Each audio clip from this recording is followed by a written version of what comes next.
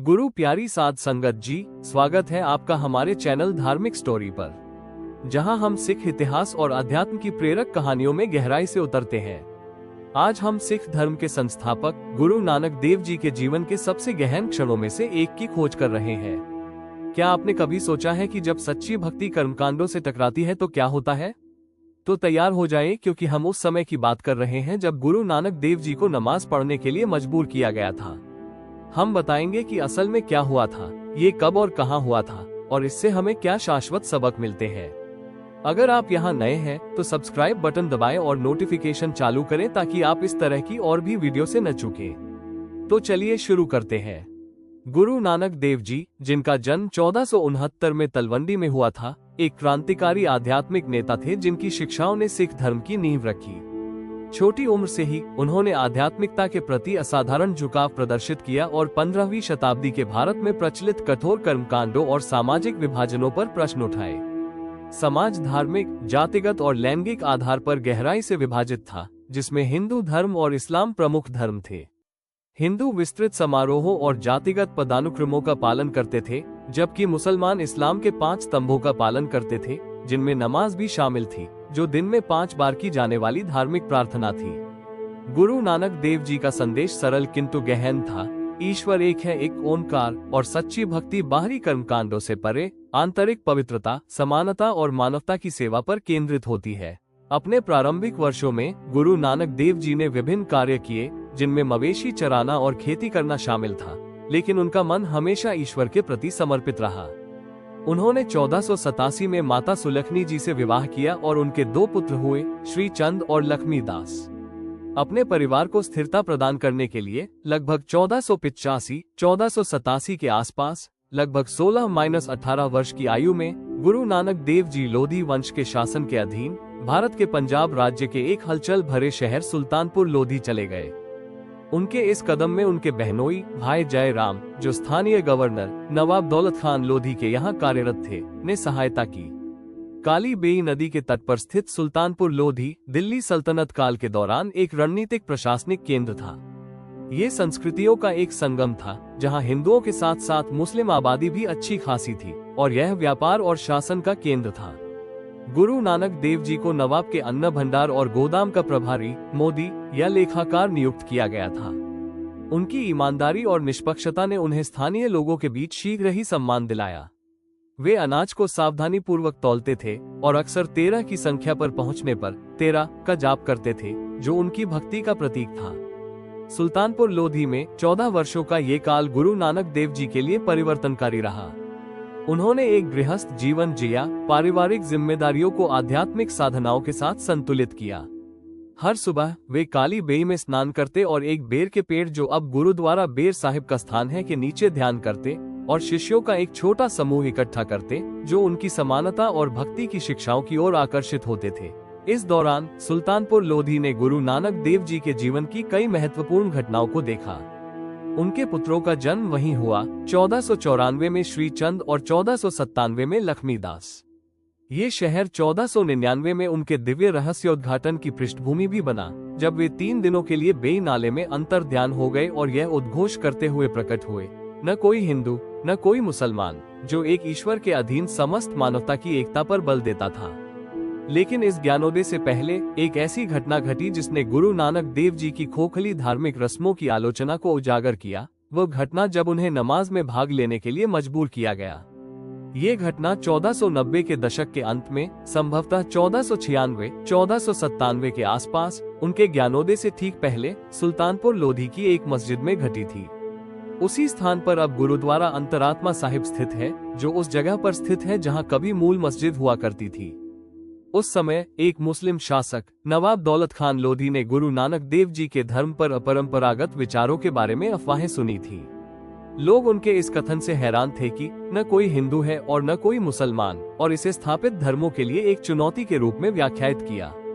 अपने क्षेत्र में धार्मिक सद्भाव बनाए रखने के लिए उत्सुक और शायद चिंतित नवाब ने गुरु नानक देव जी को स्थानीय मस्जिद में शुक्रवार की सामूहिक नमाज में शामिल होने के लिए आमंत्रित किया, या कुछ विवरणों के अनुसार आदेश दिया। मुस्लिम शासन के तहत बहुधार्मिक समाज में यह असामान्य नहीं था, जहां गैर मुस्लिमों पर कभी कभी वफादारी दिखाने या आध्यात्मिक रूप से सुधार के लिए इस्लामी प्रथाओं का पालन करने के लिए दबाव डाला जाता था। गुरु नानक देव जी, जो सदैव दयालु और निडर थे, ने निमंत्रण स्वीकार कर लिया। अपने मुस्लिम साथी भाई मर्दाना और हिंदू मित्र भाई बाला के साथ वे मस्जिद पहुंचे। सभा में नवाब, काजी और अन्य धर्मनिष्ठ मुसलमान शामिल थे। जैसे ही नमाज का समय हुआ, श्रद्धालुओं ने अपनी प्रार्थना की चटाई बिछाई, वुजू किया और अनुष्ठान शुरू किया। खड़े होकर, झुककर, सजदा करके और एक स्वर में कुरान की आयतें पढ़ना। काजी ने प्रार्थना का नेतृत्व किया और अल्लाह के प्रति समर्पण के लिए सभा को सटीक आंदोलनों और मंत्रों के माध्यम से निर्देशित किया। हालांकि गुरु नानक देव जी पीछे चुपचाप खड़े रहे। उनके हाथ श्रद्धा से जुड़े हुए थे, लेकिन वे शारीरिक क्रियाओं में शामिल नहीं हुए। उन्होंने न तो झुककर प्रणाम किया, न ही सजदा किया। इसके बजाय वे सीधे खड़े रहे, उनकी आंखें खुली रहीं और वे शांत चिंतन में लीन रहे। उनकी इस असहभागिता की क्रिया किसी का ध्यान नहीं गई। नमाज समाप्त होने के बाद काजी गुस्से से गुरु नानक देव जी के पास गए और उनसे स्पष्टीकरण मांगा। आपने हमारे साथ नमाज क्यों नहीं पढ़ी? आप यहाँ नमाज में शामिल होने आए थे, फिर भी आप बुत की तरह खड़े रहे। क्या आप हमारी आस्था का मजाक उड़ा रहे हैं?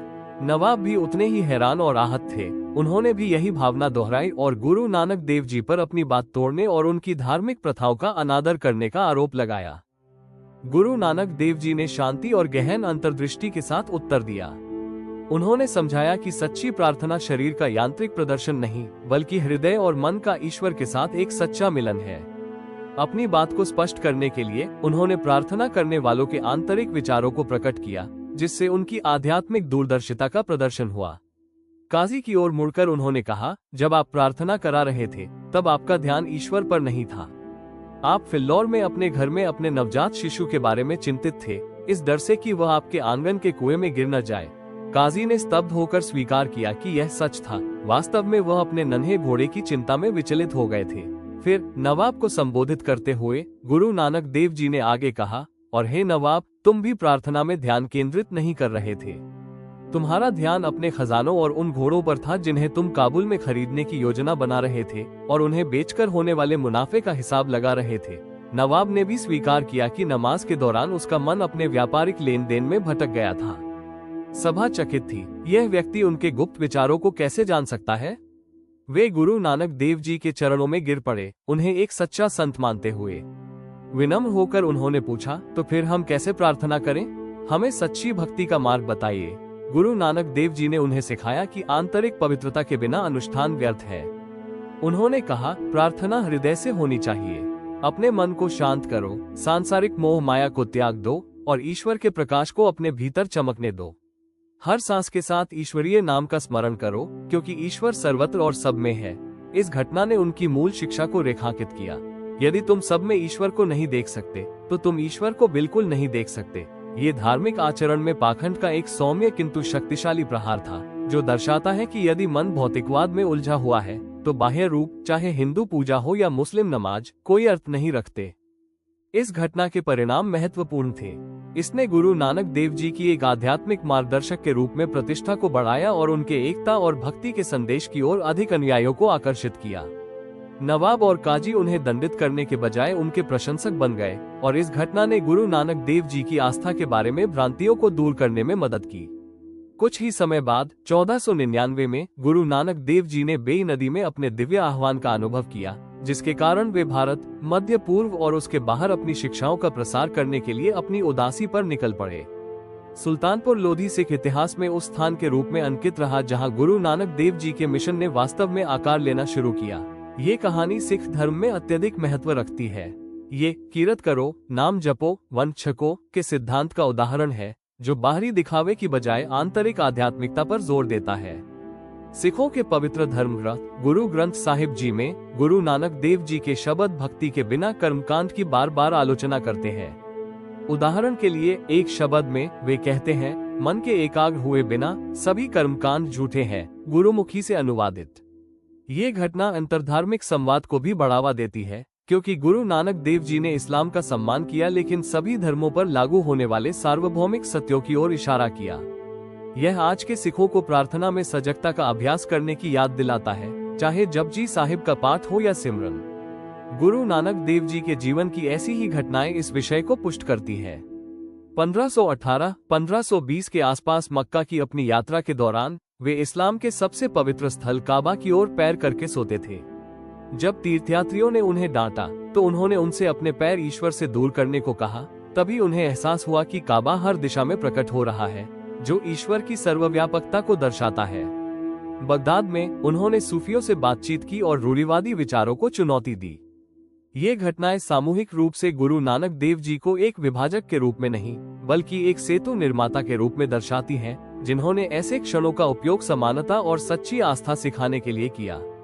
एक व्यापक ऐतिहासिक संदर्भ में 15वीं शताब्दी का पंजाब लोधी सल्तनत के अधीन था, जहां आक्रमणों और धार्मिक तनावों का सामना करना पड़ रहा था। गुरु नानक देव जी की शिक्षाओं ने अराजकता के बीच शांति का मार्ग दिखाया, जबरन धर्मांतरण को अस्वीकार किया और सद्भाव को बढ़ावा दिया। नमाज की घटना हालांकि हिंसक नहीं थी, लेकिन मुस्लिम शासन के तहत गैर मुसलमानों पर पड़ने वाले दबावों को दर्शाती है। फिर भी गुरु नानक देव जी ने इसे संघर्ष के बजाय ज्ञान के पाठ में बदल दिया।